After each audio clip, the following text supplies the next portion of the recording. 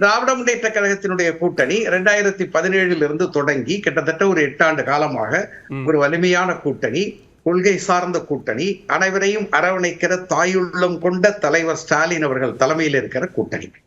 எனவே இந்த கூட்டணியில் எந்த பிரச்சனையும் இல்லாமல் சரியான திசையில் கூட்டணி செல்லுகிறது. ஒன்று, இந்த கூட்டணி கடந்த காலங்களில் 2 நாடாளுமன்றத்தில், ஒரு சட்டமன்றத்தில் 2 முறை நடைபெற்ற உள்ளாட்சி தேர்தலில் பெரிய வெற்றியினை பெற்று சரியான வெற்றி திசையை நோக்கி செல்கிறது. 2.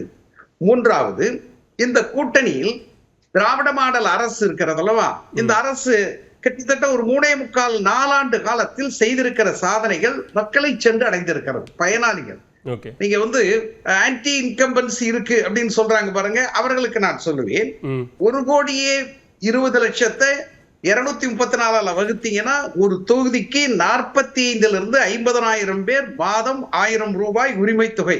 அதெல்லாம் நாங்க கணக்கெடுத்து பூத் கமிட்டி போட்டு, பூத் லெவல் சப் கமிட்டி போட்டு 100 பேர்லாம் சொல்லி பயனாளிகளை நேராக சென்று சந்தித்து வருகிறோம்.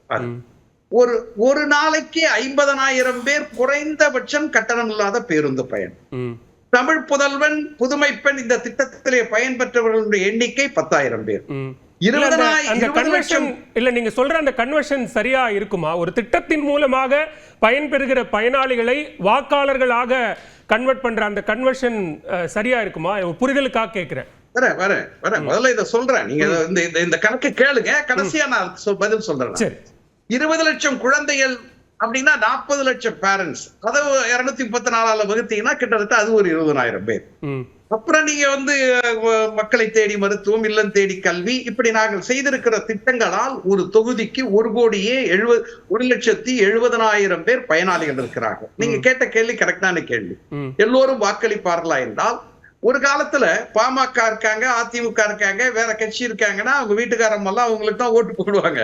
இப்ப நீங்க கிராமத்துல போய் ஒரு சர்வே எடுங்க, அவங்க கிடக்குறாங்க, நாங்க உங்களுக்கு தான் ஓட்டு போடுவோம் என்று சொல்லுகிற நிலைமை இன்றைக்கு கிராமத்தில் இருக்கிறது.